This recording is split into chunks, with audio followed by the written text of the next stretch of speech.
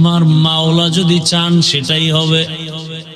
এক হাদিস চলে যাওয়ার কারণে এখন তাওহীদ আর সততার আওয়াজ সারা দুনিয়ার মধ্যে জাগরণ হয়ে গেছে।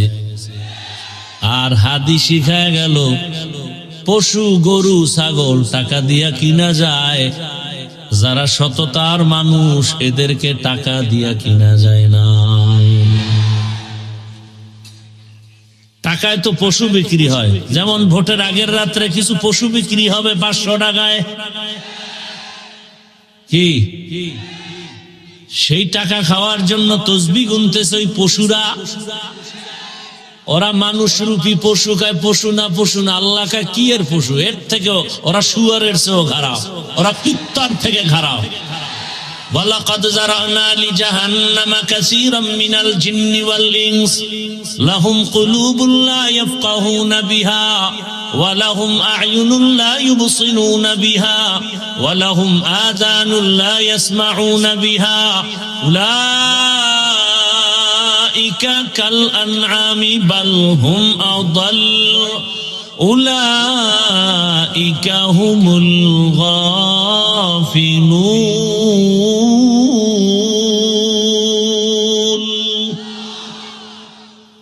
এরা মানুষ না, সূরাতে মানুষ, ভেতরটা কুকুর থেকেও খারাপ।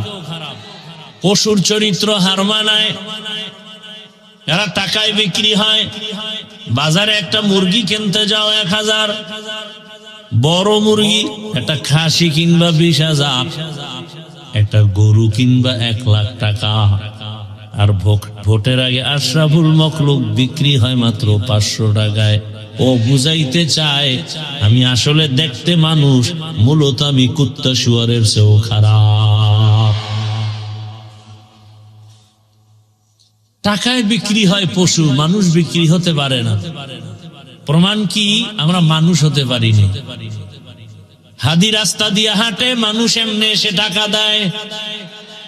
আর তোরে কেউ টাকা দেয় না, তুই মায়ের টাকা চুরি করো, যুবক বাবার টাকা চুরি করো, এরপরে না পাইলে দোকানে হামলা করো, ডাকাতি করো, রাস্তায় বন্দুক ঠেকাও, সন্ত্রাসী কর্মকাণ্ড।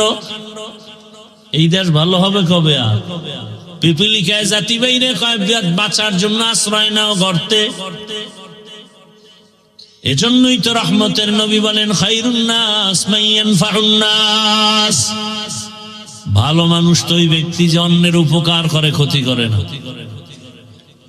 অন্যের উপকার করে, ক্ষতি করে না, এর নামই তো তাকওয়া। পারলে উপকার করো, না পারলে